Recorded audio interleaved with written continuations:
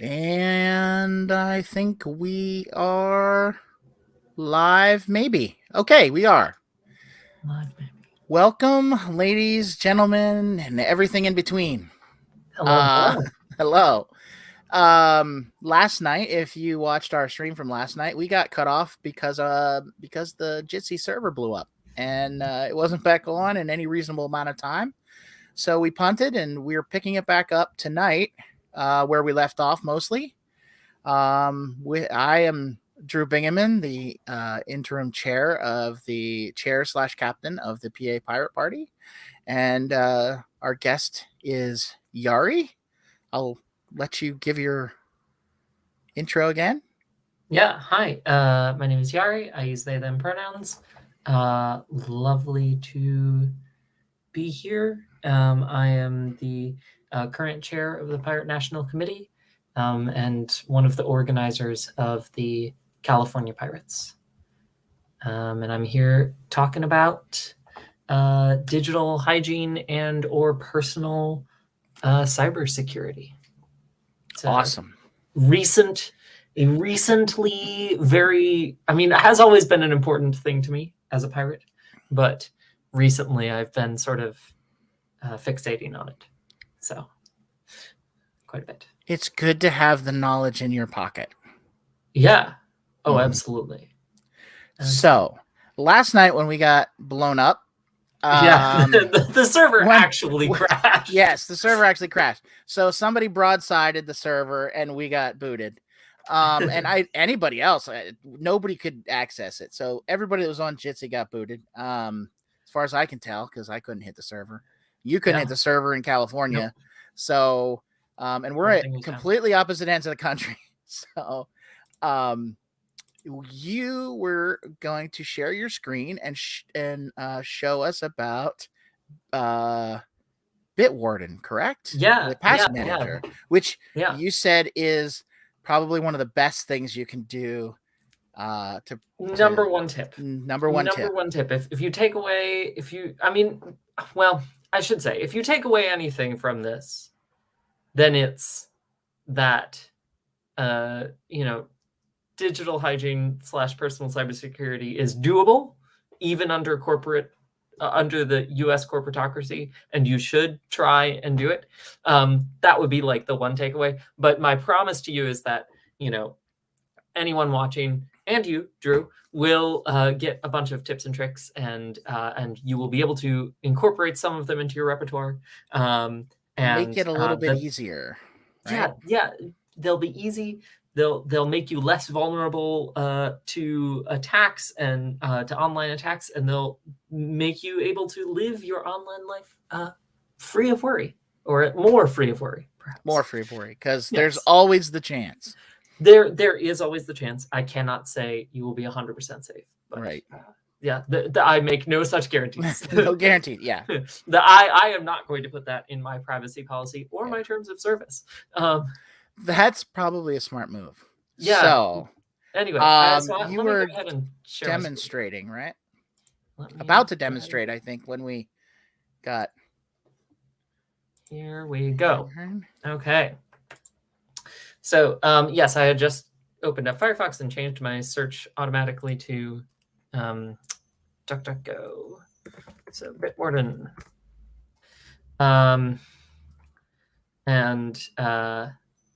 And then after we crashed, I ended up getting distracted and reading about the history of Bitwarden, which is, how it goes sometimes.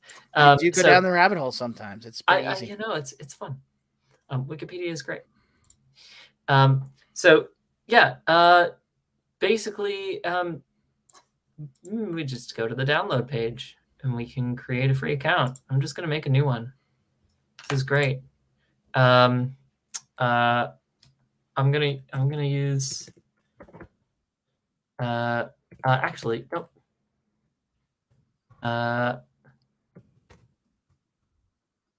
Yeah. It's this. There we go. Haha.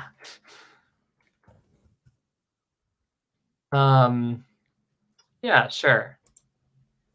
There we go. Thanks, Bitwarden. Appreciate that. Actually, that's Firefox remembering that for me. Okay, great. I agree to the terms of service and privacy policy. Now, normally I would say maybe we should read these, but maybe we should read these, but we don't have the time to do that right now. Now, I don't know. Sometimes my favorite thing to read is actually the privacy policy. The nice thing is, companies like this, it's actually not too bad to read these, right? You go under here and know, okay, this is for Java candidates. So privacy policy, this, you don't have to do this. You do not have to do this. But it's just, I like reading them sometimes. If you have a free time that you need to burn, reading privacy policies is not a bad idea.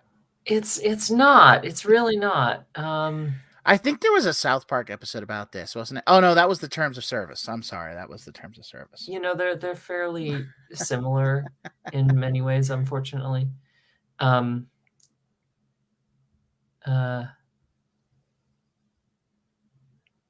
Anyway, I should read this at some point. I know that third-party companies have done reviews of their software and that it is safe for users. So yes, I am a human.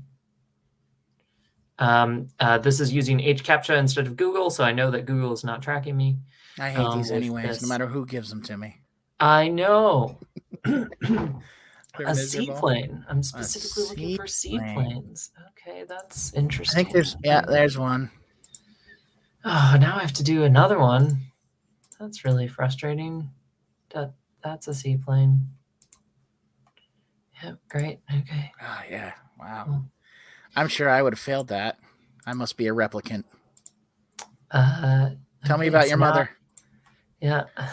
So now I can log in. Wait, do I need to log in again? I'm sorry, what? Looks like it. I wanted to do this pretty quickly.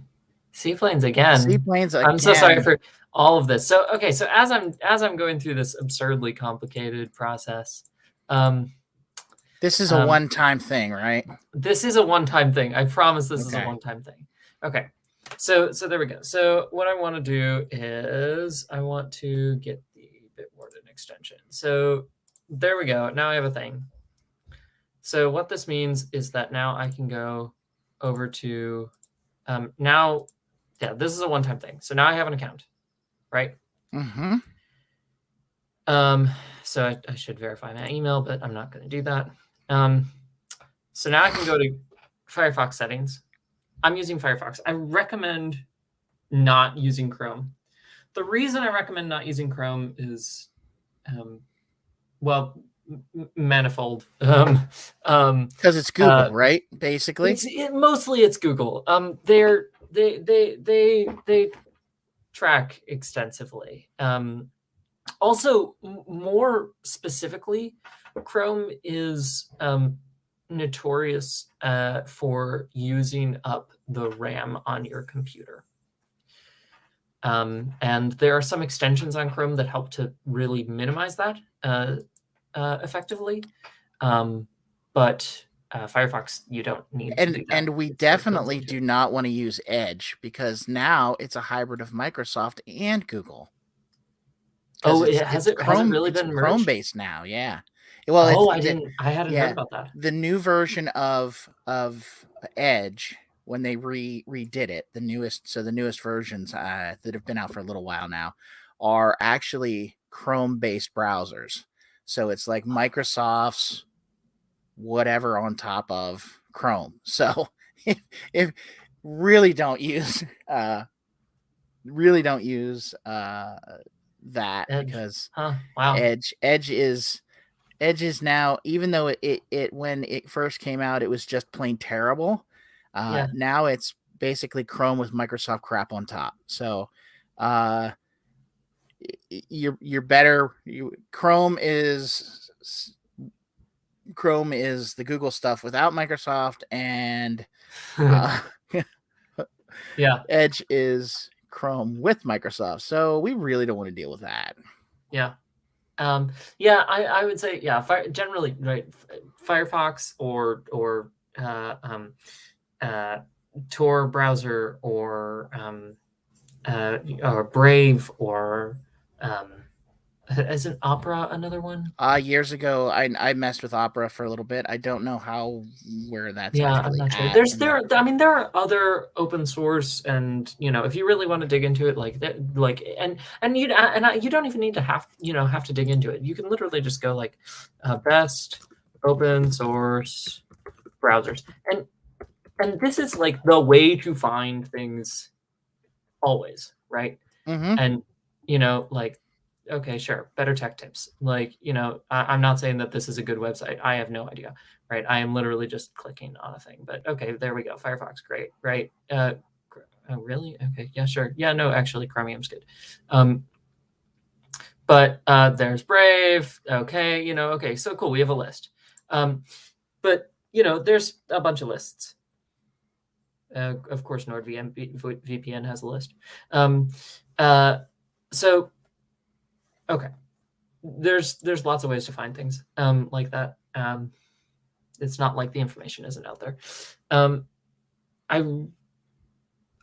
The reason to get Bitwarden, not the reason to get Bitwarden, but the reason I enjoy using Bitwarden is not because of this crappy interface. It's because Bitwarden has a desktop app and a extension for pretty much every browser. Okay, cool. So I can I search through the Firefox extensions, and then I add it to the Firefox browser, and there we go. Now it's there. And so I do that, and I go like that, and I go yeah, okay. And I need to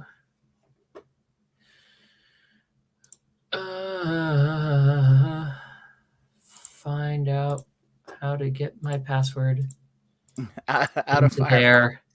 into there from Firefox. Here we Yeah. go. There you go. Copy. Okay.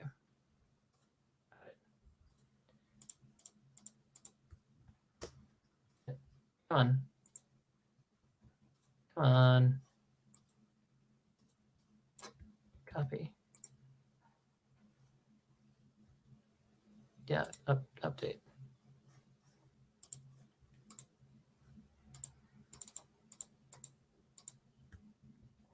You're not going to let me? Oh, boy. So maybe the first time you set this up, you should use a regular old school password that's still secure. Instead of letting it generate one. That's actually what I did before. Here, I could just change it. Pickles and cheese. No, that's not a good idea. I'm not going to say what it is. Yeah, don't tell us what your password is. That would be bad hygiene. Change email? No, I don't want to change the email. I want to change the master password. Oh, you have to put that. That's the current one. Yep, there we go. There you go.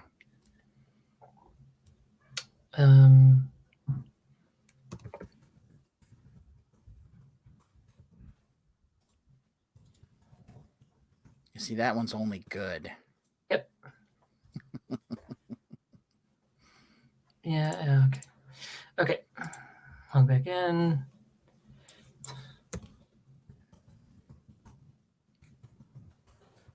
Okay.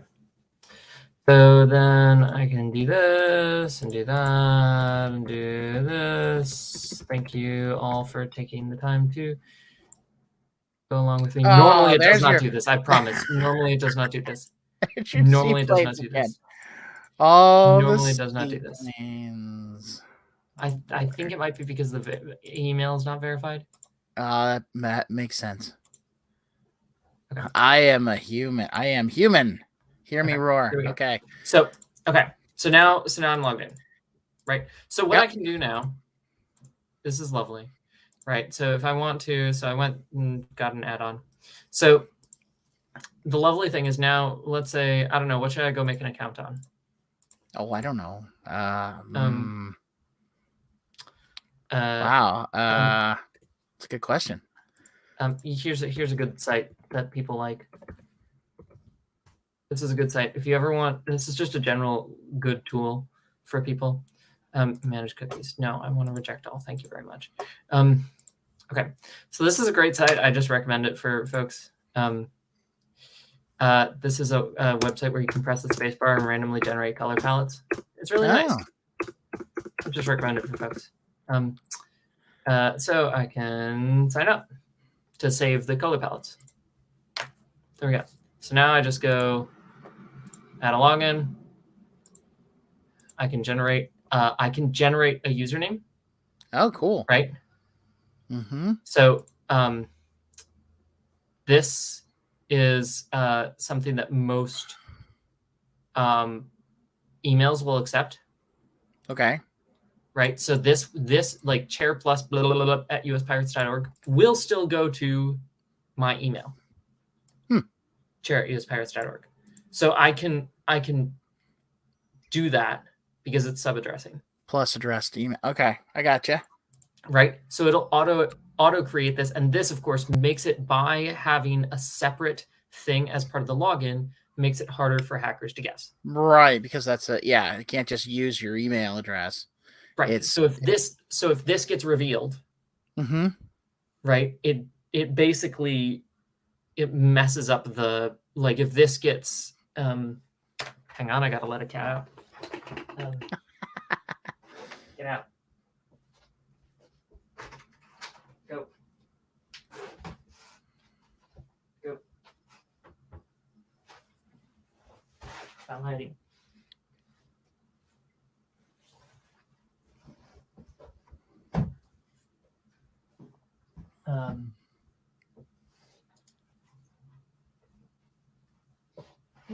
Yeah, sometimes they're like, do I want to leave or not? But you got to have a cat on every pirate ship, at least one. Oh yeah, no, absolutely. Not sure if he actually left. Okay. So, and because you you signed in with your account with Bitwarden, it knows your chair at uspirates.org exactly email to base these things upon. Okay. Yes. So then it's just saying, well, I can just add this and generate that. Okay. Right. And so then I can select that, and that'll be the username or the email in the place of the username. Right. And then generate a password. And I'd say, no, I don't want it 15 characters. I want it 20 characters. Yeah. If I want it to have special characters. Yeah. Regen. There we go. Right. And or I could do passphrase. Right. It does stuff like that. Okay. Right. If I want to actually be able to remember it, but I don't care. Yeah. If it's going to keep it for you, then exactly. Yeah. You might as well go whole hog with it. Yeah. You can avoid ambiguous characters, which usually means that, like, sometimes certain password, certain accounts won't accept things like and ampersands or what have you, something like that. So you need to do certain things like that. So anyway, so then I do that, and then there we go. It auto remembers the URL to put this in at. You can put in specific notes, so I can say, like, made during stream if I want. I don't know why I would do that, but maybe I wanted to, right? Or I could add extra text fields. So I could add a new field that's like, oh, because it's asking for my full name, I can say, like, name Yari Baltan. There we go. Right? Save. Bam. Right? And then it just autofills all that. Create your account. No, I don't want Firefox to save it. And now it's asking me to confirm my account on email. So I'll have to go do that.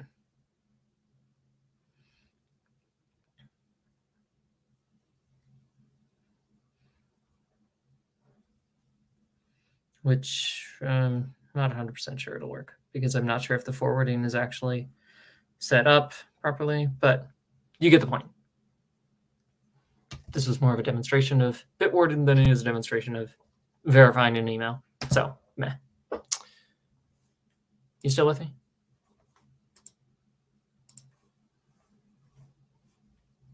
Shit.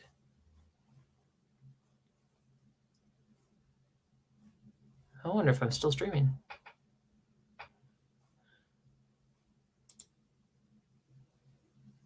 Oh, it looks like I'm still streaming.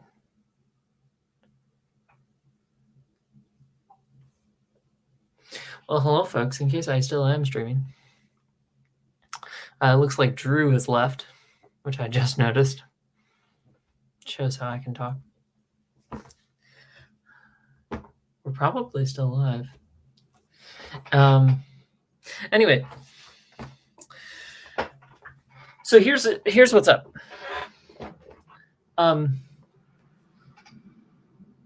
Right, with all of this, welcome back, Drew. I'm not saying that anyone needs to go offline. I think, that's two important things here. Like, what I'm not saying is I'm not talking here about how to reform the system yet. I think that's a long process, like we talked about last time. And I'm not saying that anyone should go offline to avoid these things. I think that's a bizarre ask. And the unfortunate thing is that a lot of our systems will say, oh, if you want to avoid harassment, if you want to avoid being hacked, just go offline, right? That hacking and being at risk of these things is a natural consequence of being online, which is just BS. That's really frustrating. Welcome back, Drew.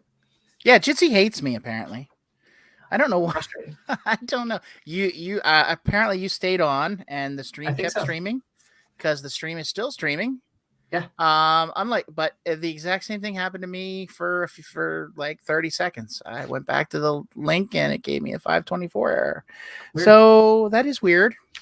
So I think, I guess I just want to take a second to say, while I have stopped screen sharing, that generally the two categories that things that I could talk about or want to whether I talk about them today or not. I know I won't have enough time to cover all the things I could talk about, that's for sure. The two categories are proactive protection and sort of reactive, retroactive protection. I don't want my I don't want my stuff to be out there, and I want to see how much of my stuff is now out there and distance myself from it or take it down in some way. Mm-hmm. Which that's pretty hard to do, is it not? Yes, and it is difficult, but it is also doable. So I'll say, I'm trans, and I had a lot of old accounts that I really, for I should imagine fairly obvious reasons. Well, I don't know. Some of them I a lot of them had old names on that I really wanted gone. Either I wanted the account deleted, or I wanted the name changed, or I wanted the information gone, or I wanted pictures removed, or something like that. Sure. And making sure that stuff has depreciated is very important. Whether or not that stuff is still on the internet at all is one thing. Yeah. Right. I cannot guarantee, that those things are gone. So things like old social media accounts, things like that, just stuff that is just not part of your life anymore. And you that's not you. So you don't need that sort of thing intruding into your current situation. And that's totally I see that. I guess that I was thinking more along the lines of when your information has maybe been breached, Right. Well, and I think it's I think it's um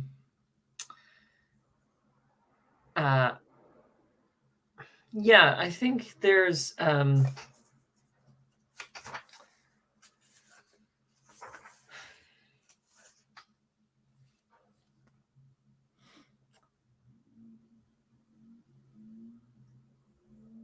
you know, when there's specific things, when certain things have been breached, there's only so much you can do. Right. You know, so like you said, like, you know, if your SSN is out there, yeah, I mean, you're not that's gonna get that back. Yeah. That said, there is a certain degree to which the internet has a short attention span. It is a phrase that is oft repeated, right? And true to a degree. I think one thing that we can rely on maybe is that one thing that we can rely on is that if we lock down our information in the present and then find ways to distance ourselves from any information that has been released, that, you know, like severing that connection in any way possible, that even though that information is out there, it can't at least be used to harm you. Right. So I have a couple things here, and maybe if I go down through these things that can kind of keep, and some things, you know, I think some of these are probably pretty obvious to most of the people that are going to be watching this video, but I have stop answering the phone. Because I think unless you recognize the number, that's definitively it. Like, unless you recognize the spoofs are getting better too. Like they're making things look familiar now. I have let it go. I mean, like, unless you have saved the number. Yeah. Oh yeah. Like, let it go through to voicemail. And like, you can always filter out a voicemail. You can always call someone back. Yeah. I think as a society, we're starting to learn that spam phone calls have gotten so bad now that, you know, people not answering the phone and leaving them a voicemail if you're calling them is not a bad thing.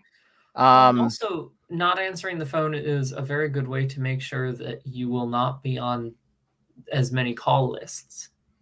That's true. That is very true. There are also do not call lists. There are also ways that you can actively put yourself on do not call lists. I know that those exist. I will have to look up the links to those. They do, but they only last for so long. I think you have to renew your. I think you need to renew your number on there occasionally. So next thing I have is be suspect of every email, even ones from people you know. Like if they're asking you for something or asking you to do something, let's say, especially in the business world where, you know, oh, look, so it's an email from so-and-so. That's an email to the person that writes the payroll checks or the person that writes, you know, the person in the fiscal office or whatever is, you know, asking me to write a $5,000 check to somebody, and, you know, always follow up with those emails too, but don't use any links or phone numbers that are in that email. You know, if it's somebody that supposedly is somebody of authority, call that person and verify. Did you tell me to do this? Did you really tell me to do this? You know, that's a way to not get scammed, I guess. Another variation on this is in terms of locking down your email. I really do recommend having So two things. One, putting your email into the website haveibeenpwned.com.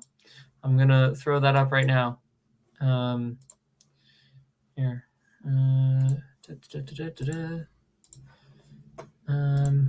Because I really this website is great.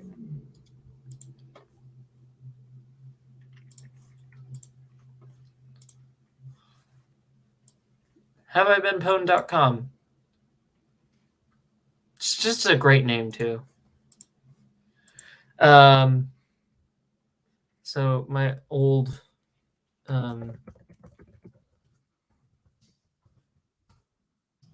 chair email, and it was absolutely thrown in a couple breaches, but not many, which I was surprised by. I got 12. Yeah.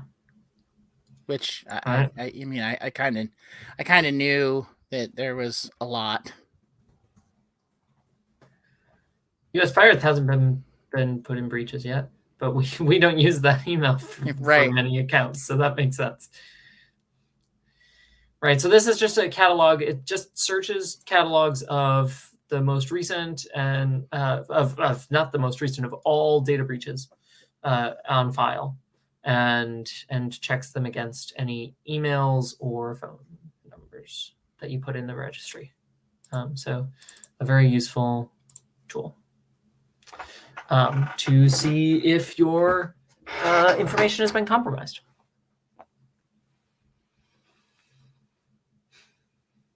And you said you got 12? I got 12. Yeah, most of them I knew about. I think some of them are in. So have you changed your information on those 12 sites? Or deleted those accounts? That's been deleted. Yeah. I don't even know what that one is. That's happened to me before too. Yeah. What usually happens when I've noticed one that I don't know is it usually means that it's one of their subsidiaries is a company that I've. Okay. Yeah, I'll have to look into that one. I have deleted the accounts on all of them.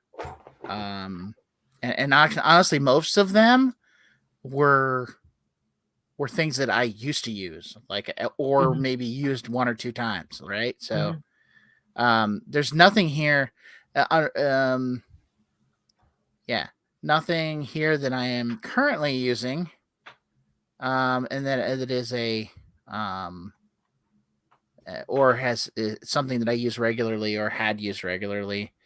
Probably the biggest one is the one from 2015, the Bitcoin forum. Oh, yeah. So I've had this email a long time. So yeah, that one's been, and I have changed out. Yeah, ironically, I think it does help to change emails every so often. Mm-hmm. And so, like, if you haven't opened up a new email account in a while, like, I would highly recommend it. And specifically, if you have not opened up a new email account in a while that is not provided by Gmail or Outlook or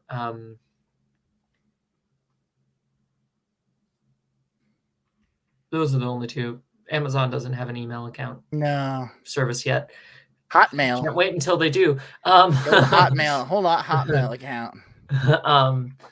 Wait, you have a Hotmail account? I used to. I don't anymore. Oh, that would be ages ago. Wait, they don't run anymore, do they? Yeah, and actually, there's still people that they have really them. still do. And there's still people that have.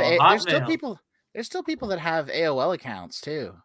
Oh. I mean, I love that. I didn't even think that was still a thing at all anymore, but there are still people with that. So I'm impressed that they can maintain that. Honestly. Yeah, I don't know.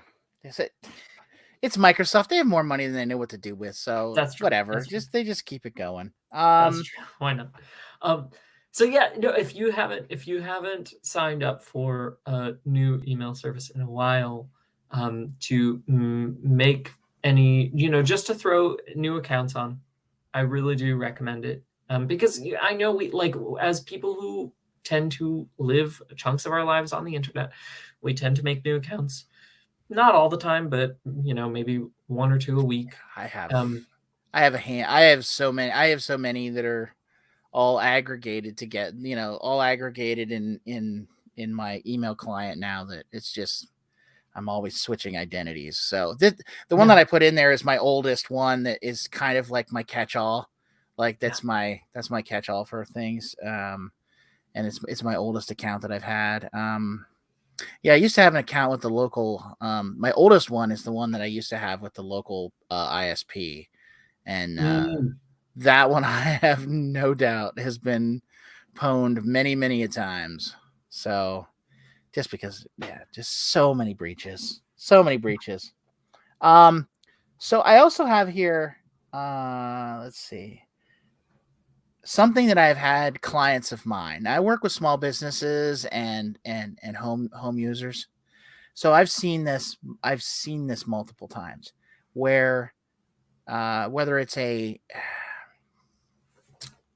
bad advertisement, or it is actually a malware that gets on, that comes up through somebody's browsing.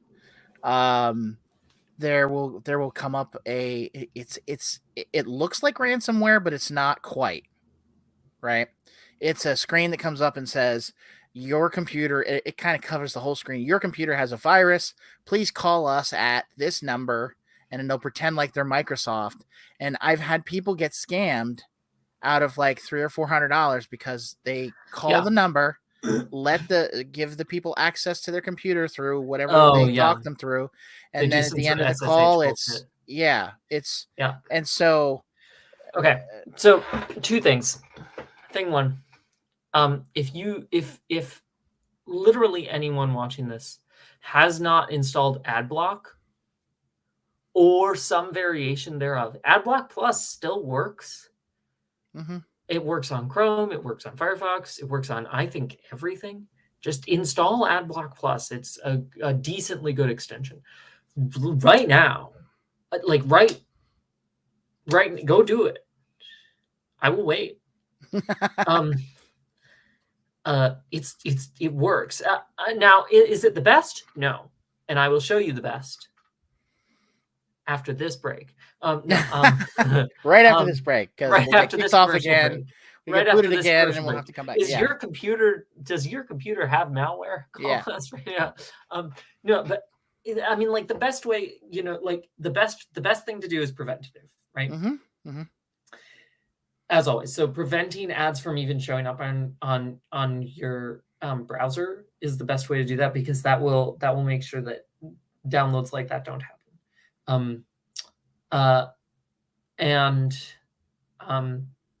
At the end of the day, that's really the best thing to do with that. The other thing is, don't go to pirating sites unless you know what you're doing. Always pirate with a friend. Avoid sketchy websites. Well, I mean, yeah, like, or like, like, if you're gonna go, avoid sketchy websites, or at the very least, if you're gonna go to sketchy websites, make sure you have good tracker protection installed, or make sure you have, and ad block and tracker protection on your browser, and make sure you, know your way around websites like that already, or better yet, do it on a different login in your computer. Mm-hmm. If you're going to go to sketchy websites, do all those things, right? Tracker protection, ad block, do it on a different login on your computer. That way, everything goes wrong, you just delete it. Yeah, and I would say the other thing I would say that I have seen a few people, now this is a lot fewer people, have actually gotten real ransomware. And that completely wrecked the city of Baltimore for a while. Because it spread across their whole network like a grass fire. Like a worm or something?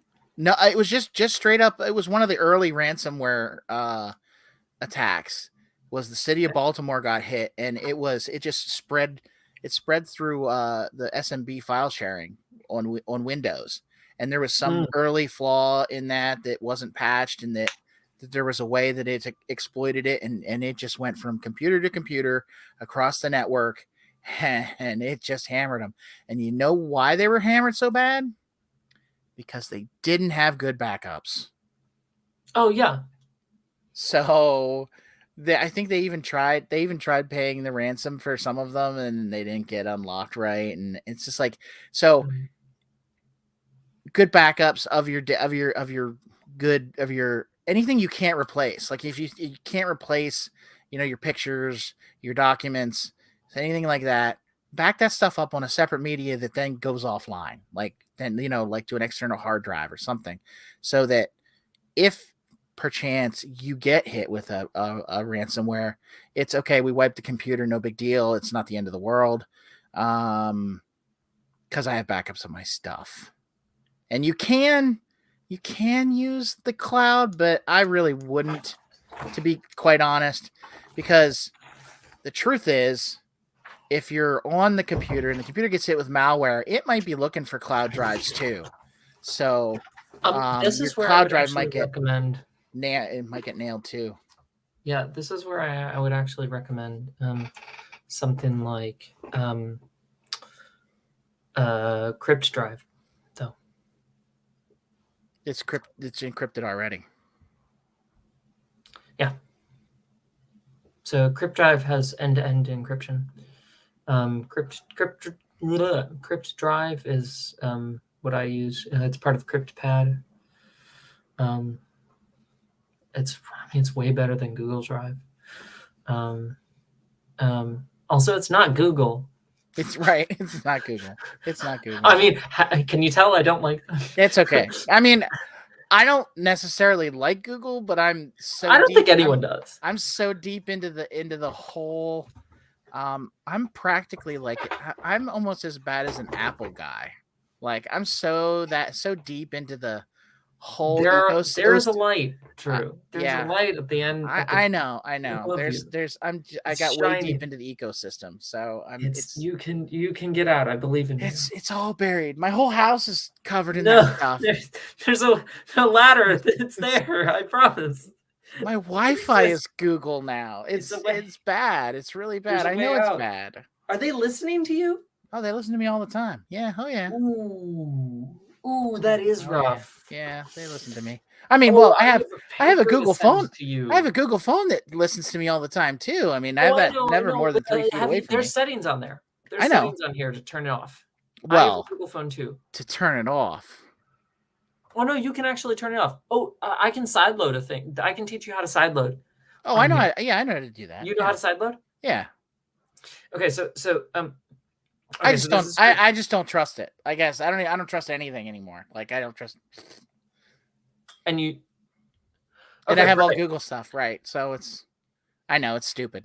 Doesn't make any sense. So again. So I want to circle back to this. So I'm not trying to hammer on you, Drew. No, I know. You are a good example case. I'm not going to lie on that. But again, we live in a corporatocracy, right? And yet it is possible to be on the internet and live on the internet without giving your information to the corporations. It is possible to participate in these systems and to enjoy living online with a sense of security without giving your information to these corporations. I promise you that. And I want you to have that. I want you to have that. I want that for you. I really do. I'm not 100% there yet either. I'm it's like, just to be 100, just to I'm a be long clear, way from there. I'm a long way from there. you are, but I'm not. You are, but But I know it. So also, you know, like yeah, you're not there yet, but like, no. but you know, neither am I. It, but it is possible, Mm-hmm. right? And it's not as hard as it used to be. It's not. It's not. Yeah, actually, yeah.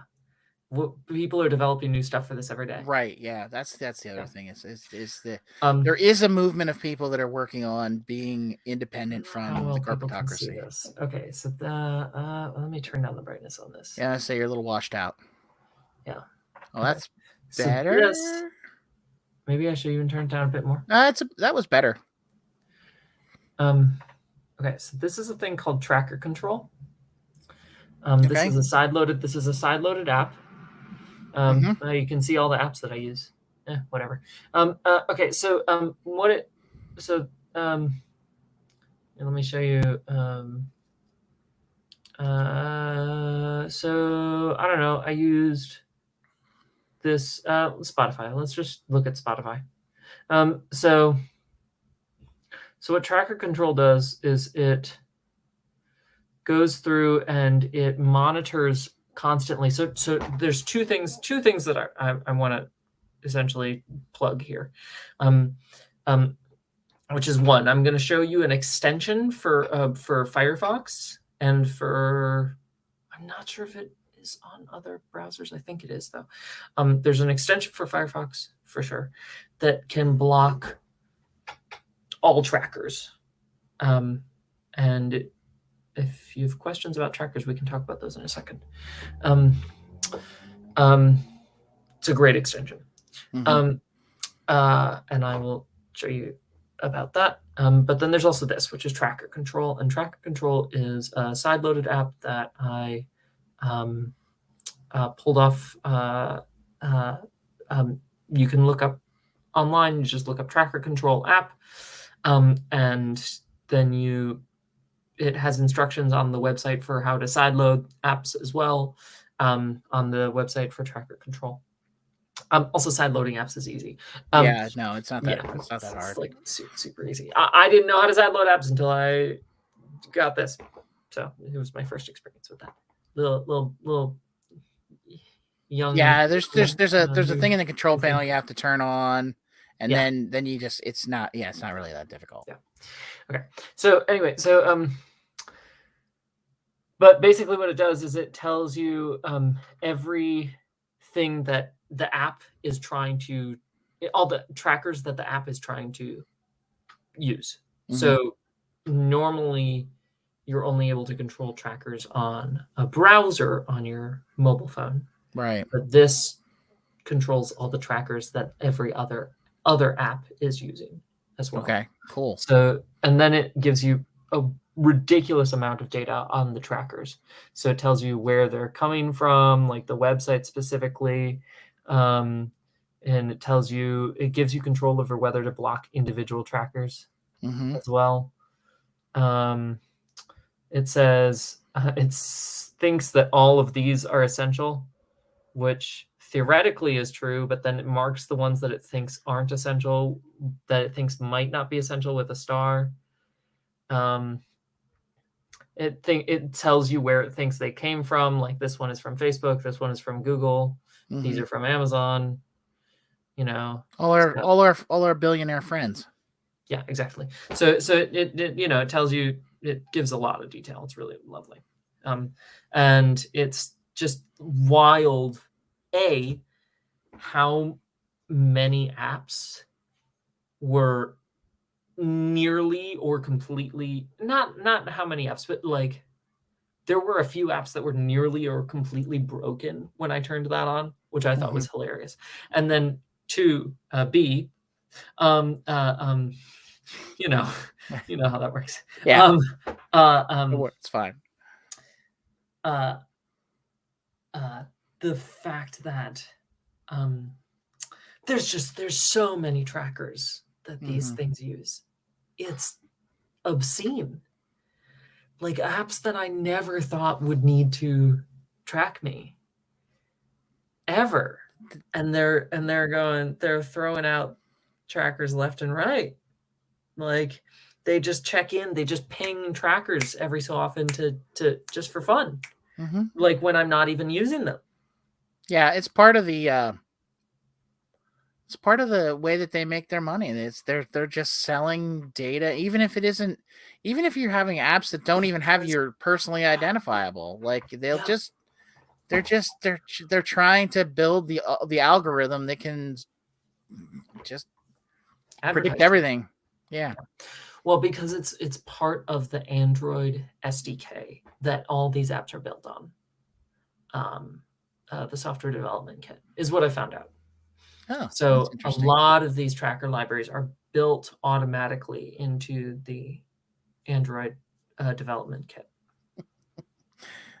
So almost every app that you use the development kit in, it has that. It's just there. Yep. Whether they're really doing anything with it or not, it's just there. Yep. Awesome. Yep. Yeah. Isn't that great? Value add, right? Yeah. At least for the so much value add. At least for the app developer, not for us. Yeah. So anyway, so whenever you use the Android SDK, you are sending information back to Google. So that's lots of fun. They don't have their motto anymore. Alphabet doesn't have their motto of "Don't be evil," right? That's gone now. No, yeah, they got rid of that one. Yeah, that's not good. That's not good. Yeah, I know. Yeah. Okay, I want to show you this extension. What questions do you have about trackers? Trackers? I don't know. I mean, they track us, right? I mean, well, I don't know. What are the questions about trackers? I just basically feel like I have a bug on me like almost 24/7. So, where I go, that sounds awful. Yeah, it is. That's not a good feeling. Well, it does come in handy every once in a while when I try to remember where I went on a certain day, and I can go back in my Google history from my maps and it'll tell me where I was. Yeah. But I mean, that's about the only use I get out of it. That's the only thing coming back to me that's that is anything worthwhile. And I've turned off. There's an app that Verizon will sell you, which is a family tracker, right? It's I'm trying to remember. Oh gosh, those things sell so much. It's I think it's Family 360 or something like that. Yeah. I don't have that on. They've gotten so many lawsuits. Yeah. I mean, it's good. It's good it's something that we use because we're able to keep a track of my teenage niece she's 14. So she's at the point where she's independent, but she also knows that we know where she is. So she can't be like, "Oh, I'm at so-and-so's house." No, you're not. You're at the high school or whatever. It's good for keeping an eye on her, but she's a kid. My hot take on that is allow kids to lie. Well, that's a parenting. That's a parenting thing. So I mean, no, I know. I mean, like literally. As an educator, I have never been a parent, but also I have read a handbook on parenting that is literally a textbook. It is literally there is a textbook on parenting, and I have taken a course. As an educator, it was required coursework. Sorry, we're getting very off subject. That's okay. And this is like, child development is like one of the skills they will need is knowing when to lie and when to tell the truth. Mm-hmm. And if they are being monitored all the time, how will they develop that? Well, what I would say is the only thing that we are monitoring on her is her location. So that was just the one thing that might, we're not monitoring her. Oh yeah, no, again, not internet usage or anything like that. Specifically, So But what I'm just saying that I think there is definitely I think there is definitely a case to be made for giving kids freedom, but at the same time,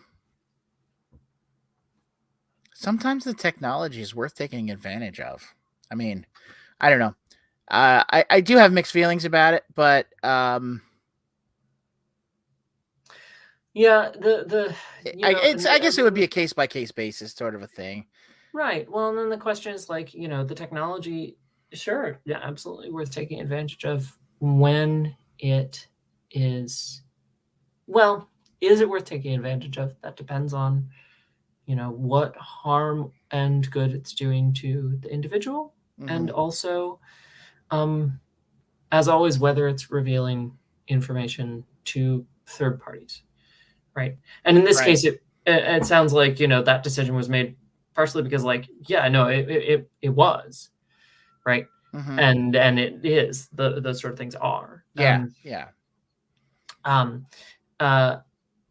no, geolocation data is one of the things very frequently sold to data brokers, and is anonymized. Yeah. Right. Yeah. So I guess what I would say is, in my opinion, I would not put a tracker on somebody unless they knew it. That's Yeah. just not cool. Like, she knows that, she knows that it's that app is on there and that it tracks her location. So, I mean, even though it was a parental, so this is my niece. So her mom and dad made the decision that they were going to put it on there, and so, but they also didn't want to do it in a secret manner. So they said, Yeah. this is what's happening, so we know where you are, and it wasn't really meant to say that we think you're going to lie to us necessarily. It was more of this, so we know where you are, kind of a thing. Yeah. But there are definitely I mean, but at the same time, it is revealing that information to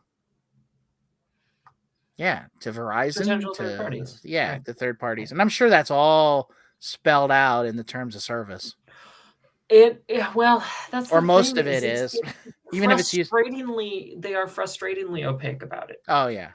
So the way, if anyone here ever does want to read the terms of service and privacy policy, which really we shouldn't have to, because they make it so like click throughable. The user experience of these sort of things is clearly no one's ever going to read them, except for those of us who do. I have sent an email to a company saying, hey, you have a grammar mistake in your privacy policy, which was fun. So I have an idea on this sort of thing.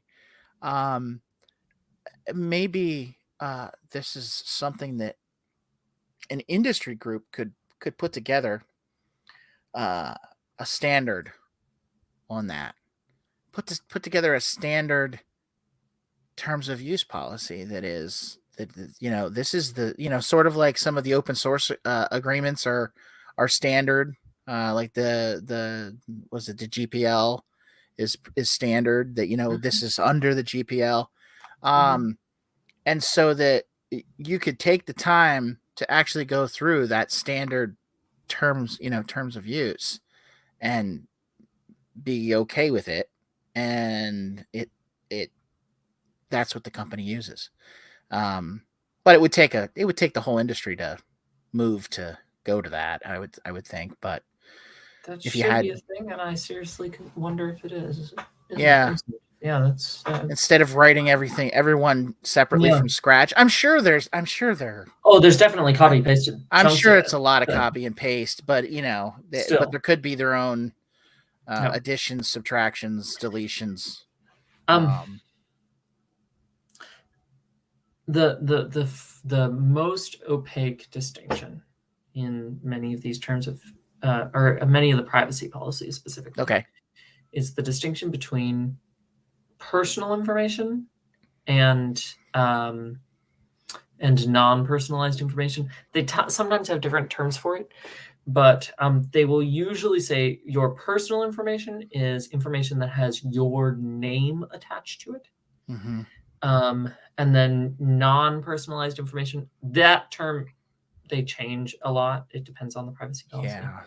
Yeah. But it will be information that is automatically collected, which can include your IP address, your location, your the sites you visit, the all sorts of other stuff. And basically they say like your personal information will never be sold. Mm-hmm. They don't make any guarantees about your non-personal information. But then they say a lot of times the privacy policy will say like asterisk, like your. Here we go. And we're back again. So you can finish your thought there, hopefully. Yeah. So just that there's frequently an asterisk after personalized information or personal information that will say, we will not sell this so long as this information can be depersonalized and sold or something like that, or depersonalized and used, which just basically means we can take your name off of it and then sell it. Mm-hmm. So basically, we'll sell all of your information as long as it doesn't have your name on it.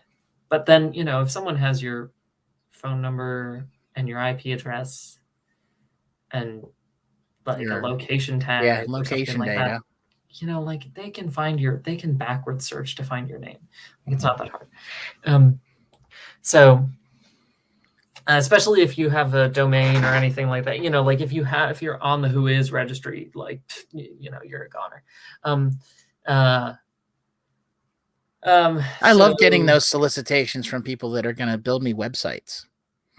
Yeah, that's another thing. If you have a website and you're on the Whois registry, double check and make sure that you, because you can. There's ways. You can lock that. You can lock that. You can lock that down.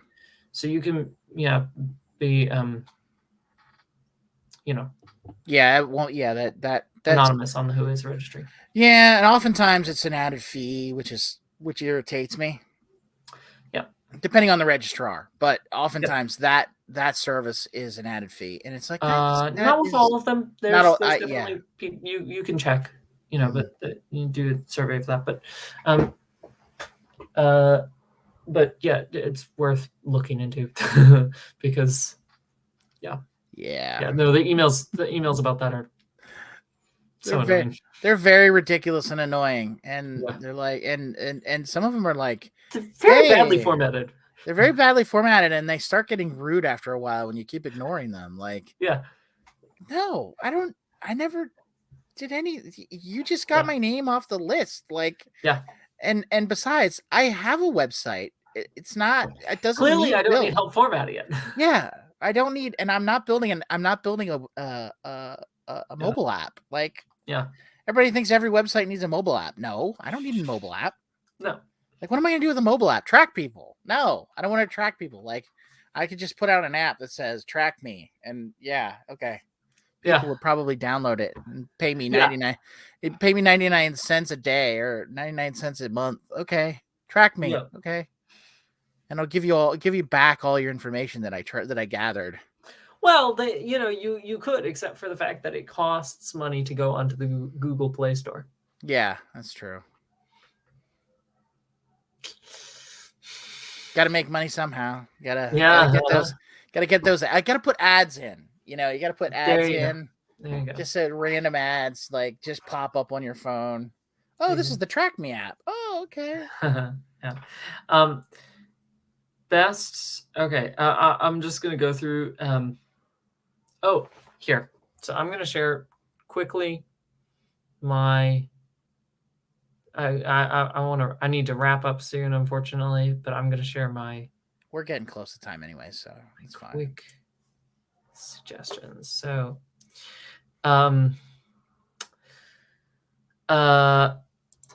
this is a directory, 2fa.directory/us of every website and whether or not they support two-factor authentication. Oh, that's pretty cool.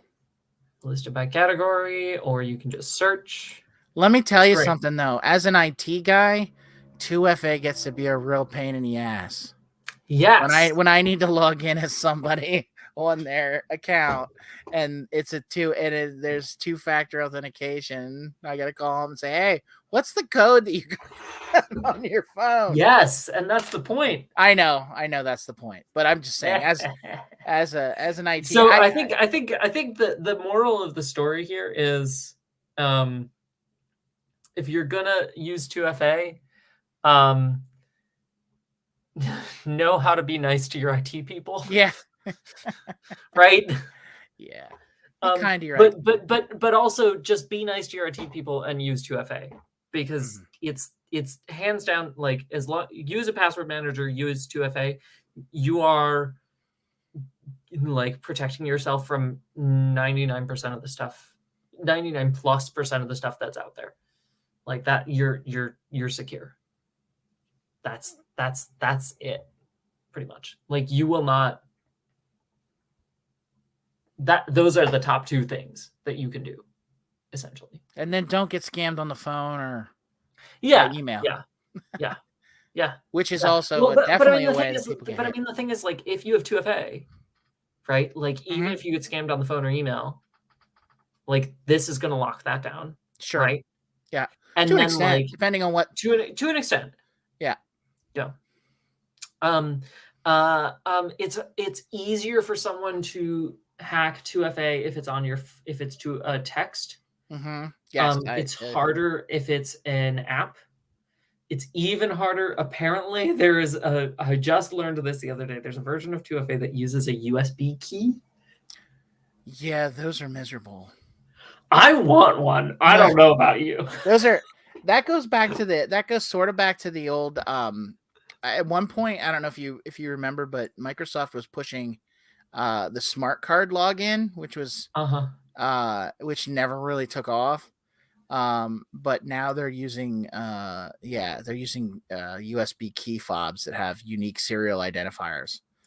I want it. Yeah. Well, years ago, before that, they used to send you a little like, it looked like a little clock, but it would count down. It was, I don't remember who the company was that made them.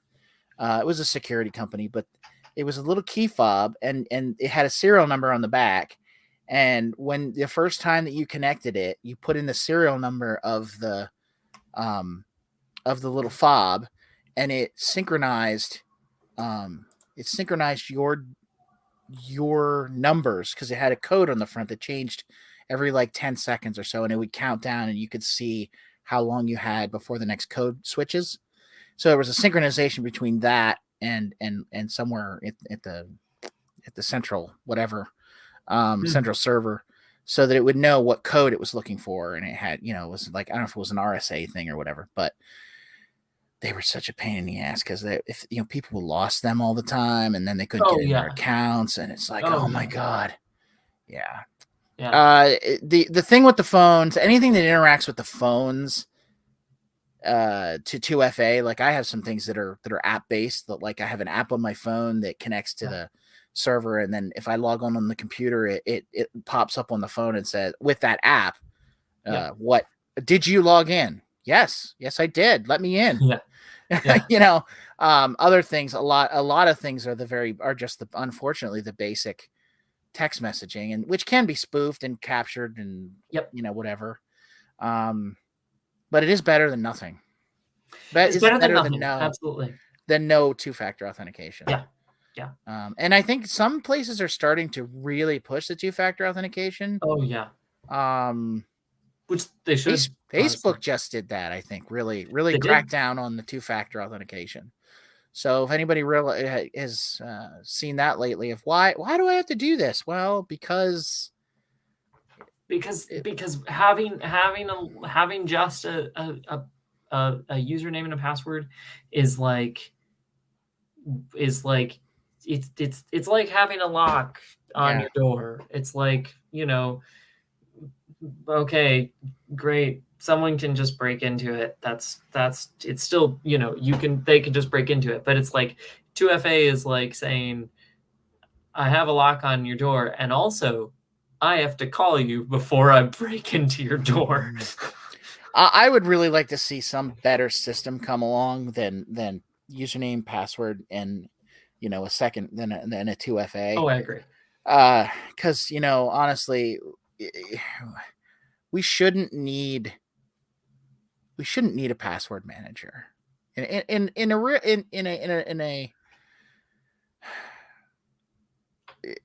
an ideal world, we shouldn't need a password manager that keeps those, and we shouldn't need to have our phones on us all the time to say, yeah, did you do this? Well, yeah, I did.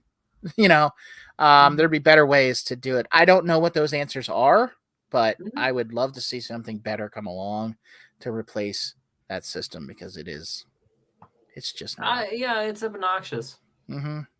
Yeah. Well, that and the system that we had trouble with like 6 times tonight, the "Are you a human?" Yeah, I mean, that was a one-time thing, but it also obnoxious. It's very obnoxious.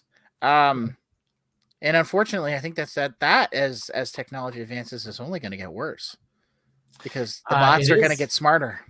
And so you have to, it used to be like, I much prefer our version on the Pirates page, which is just solve a goddamn math problem. Yeah. That's all it does. It's so nice. Anyway. Well, one of these days they're going to have a bot that reads that and says, "Oh, I know what you want." Oh yeah, we all know there's already one. Is there? It's just that it's so bad at making spam accounts that it's really easy to to figure out which ones are the spam accounts. Yeah. It's obscenely easy to figure out which ones are the spam accounts. You just kind of go like spam, spam, spam, spam, spam. Hey, real user. Okay, great. Approve. So, I think you're about out of time. Is that correct? I am. I want to share one more resource really quick before I jump off. That is this Freedom of the Press Foundation. They have a training page that has a page on secure communication, online account security, and preparing for online harassment. All of these are fantastic. A whole digital security curriculum for schools. All of this is very good. Just read it. That is a new website to me. I will have to check that out. Amazing. It is very. I recommend it. Yeah. They have other links in here that are worth checking out. I've always been a big fan of the Electronic Frontier Foundation too. Oh yeah, EFF is good. EFF is good. They also have an interesting podcast. Fixing the Internet, something like that. I think it's called. I think that's what it's called. But it's on. Listen to their podcast. I'll have to check it out. Yeah. It's very much a different. It's a different topic each week or whatever, each episode. So you can go through and pick and choose what looks interesting. I think they might have had Rick Falkfinge on at one point. Oh, I believe it. Yeah. Yeah. Huh. I think it might have been early on, maybe, or it might have been 2010, 2011, something like that. Probably before he became more controversial. Yeah. I think it was when he was working for the VPN company. I don't know if he still is. He actually left the Pirate Party and was working for the VPN company. And so, yeah, that was the other thing. VPNs, you got to pick the right one if you're going to use one, right? Because the rest of them track you. Here's the thing. My take on VPNs is don't worry about it as much as people. They're overhyped. I don't use them. I don't have. Proton Mail has a free VPN. Mm-hmm. If you sign up for well, it doesn't have I don't think it's a free VPN, but if you get an account with Proton Mail that has is a paid account with Proton Mail, which I actually kind of recommend. I mean, I recommend Proton Mail anyway. It's Sure. decently good. Yeah. They have a VPN that's included in there, and it's good. There's It's also included with a paid OpenVPN. account. Yeah, I've and heard of that. Yeah. And you can just look up lists of VPNs. There's tons out there. Yes, obviously, it is a question of which one is going to track you. Here's the thing, you know, it is a matter of doing some research and not just listening to who has what. Also, VPNs are not nearly as important as the other suggestions we've talked about, which is why it was not like the number 1 or even number 3 or even number 5 suggestion. Mm-hmm. It is not up there. Yeah. It's something that's helpful, but it's like mid-low on the list. Yeah, and they sell them very hard. I mean, oh gosh, yeah. And I have since the beginning with VPNs, when they've started, and I'm thinking, well, wait, I know what a VPN is, and I've used them in business for legitimate reasons, to connect 2 offices together. But why would, I started thinking, why would somebody want to do that unless they're, and I guess, the bottom line is to keep your, this is again to keep your internet service provider from tracking all of your traffic. That's one reason. Right. The thing is, it's really difficult, even with a VPN, to fool your ISP. Mm-hmm. Because, I mean, they're your ISP. Yeah. Yeah. Yeah, that's yeah. So I mean, like, yeah, absolutely. If you can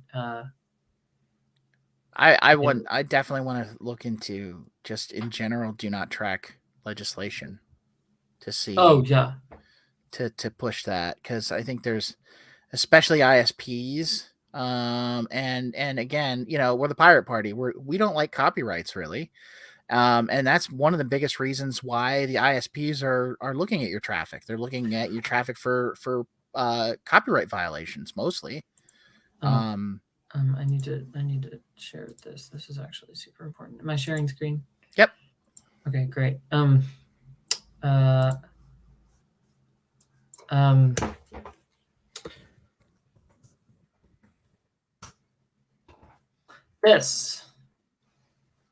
This is by the EFF. Privacy Badger. It's better than any ad block and every ad block. It's very good. Okay, cool. It's very good. Now, definitely from people that we can trust. Yeah. So it automatically learns to block trackers. Well, that's pretty slick. Yeah, it's slick. It's very good. It's the first thing. Were it not for adding Bitwarden as a part of this demonstration, it would have been the first thing I would have added. And immediately, like, you can tell when, like, just based on this logo here, like, you can tell when. Oh, does it light up or change color? When a site gets bad, right? Okay. So do not call that .gov, nothing, because it's a .gov, and they usually don't track you at all, right? This is just a settings page. That's just a settings page. That's Bitwarden, and it's not going to track you, right? But then if I go to, and DuckDuckGo doesn't track you, so and if I go to Wikipedia, it's not going to track me. I don't think it might have one, but no, it shouldn't. Okay, great. But then if I go to, I don't know what, NY Times. Oh yeah. For example. Maybe. If I can. There you go. Oh, I see. 6. There we go. There it is. I was like, only 2. That's surprising. There we go. There's 6. The real bad. Oh, there's 7. Right. The real bad one is, I think, HuffPost. Oh, good Lord. It's hilarious. Oh, there it's yeah. Oh, 20. We got to 20. Hey. Oh, that's more than the dead kids on the front page. Yeah. Jeez. Wow. Yeah. Yes, I know that was in very 23. poor Hey, there we taste. go. Yep. My apologies. That was a joke in very poor taste. It just, Yeah. But that's cool. I am that's a winner. That's definitely a winner. I gotta have to do that one for sure. Yeah, that's a really useful And very easy too. Like, yes. that's not even that didn't even ask you. That didn't even ask you to sign in with an account. That's just like, hey, load this. It's not saving anything. I mean, Yeah, Bitwarden has well, that makes sense because it's building your personal database of things, and I assume that you can go to different devices and log in, and that'll transfer. On here. I have Bitwarden on here. I have Bitwarden on. Yeah, it would be. It would be a major pain in the butt if you use Bitwarden, say on your PC, and you got all these websites, and then oh crap, like on my laptop or my mobile. No, they're all synced because it's all the same. They're all crazy passwords that I can't remember them. So they're all synced. That would be good stuff. So that makes sense. No, Bitwarden's good. Yeah. And if you can get past the seaplanes, yes, it's if you can get past, it's worth it. It's worth it to get past the seaplanes. And don't let Mozilla give you an automatic password. Use the password until do use your own. Yeah, do use your own password. One, the first, just for that, just the master password to get in there, just so it's something you can remember. Yep. Yeah. They actually walk you through that. Bitwarden says like something that you will don't use an auto-generated, use something that you'll remember. I think they actually say that. Yeah. And I think I just didn't read it. Yeah. Well, that I mean that to some extent is like, you still need a password, and you still need I mean, if it's obviously going to be a weaker password than ones you're auto-generating to get into there, but still better than it's still a step forward. So yeah, and it lets you use unique usernames and passwords on so it's all those sites. Bitwarden, the nice thing about Bitwarden, open source code for the actual manager. It's been verified by it keeps getting verified by independent groups. It's end-to-end encrypted, so just like CryptPad or CryptDrive, it's all none of your data is saved really. Like it's all I mean, it's saved, but it's all garbage on their servers. It's all encrypted. And then oh yeah, like I mean, it doesn't it doesn't track you in any way. I can't. Yeah, it's very useful. Very useful. And they just updated all their generators literally like 2 days ago. Awesome. So that's good stuff. Well, I definitely have a couple of notes here that I took that I'm definitely going to be looking into. Privacy Badger, definitely. That's a no. That one's a no brainer right there. That one is, yeah. And I'm going to look into the Tracker Control app too. Cool. That's play with that. Well, I got a skedaddle. Well, thank you very much for making this a second go, and I think we were a little bit more successful this time. And and I will be doing. I'm just gonna do a little plug here because I'm gonna be doing my talk as part of the. If anyone watching out there is interested in this or many other piratey subjects, we'll be doing the national conference. The Pirate Party National Conference is coming up. It starts on the 30th, next Monday, and goes through to the 5th, next Sunday. And we will be having all sorts of fantastic talks all the way throughout.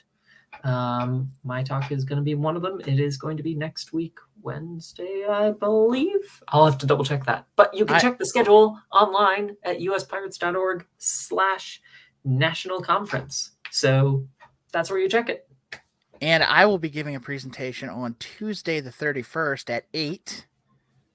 And I'm going to be talking about the Molten Maneuver and how other, and this might be interesting for other people, even if you're not a pirate, if you are somebody that's interested in third-party politics, is something that in many states across the nation can take advantage of and get people elected at the local level. So Really, I think everyone should know about it. yeah, it's a good tactic. It's my title is Pirating the Milton Maneuver. Oh, I like that. I mean, I thought that works. So yeah, it does. So Good. yeah, so we will look for, hopefully, I mean, I have to look at the schedule to see what else is going on, but I'm getting mine together. You've got yours going. And I am looking forward to it. So Me too. So anybody that is interested in any of that stuff or just this tune in. Little preview. Yeah, a little preview. All right, well, thank you, and thank everybody for sticking with us through this weird apparently Jitsi hates hellscape, me. Really. Jitsi hates me. I mean, but this time I got right back. It was probably less than 30 seconds. I mean, until I realized I could get back on. And you didn't get booted this time. Last time all of us got booted, and it was like 45 minutes, an hour before we could connect again. So thankfully we made it through, and we are good. And this is going to go in our Pirates 101 category eventually. Right now it's just going to go in the live streams. And this is labeled as take 2. So nice. Thank you for joining me, Yari, and I'm sure we will be speaking again soon, and we'll have a good time here with this conference coming up. So, all right. Thank you very much. Yeah.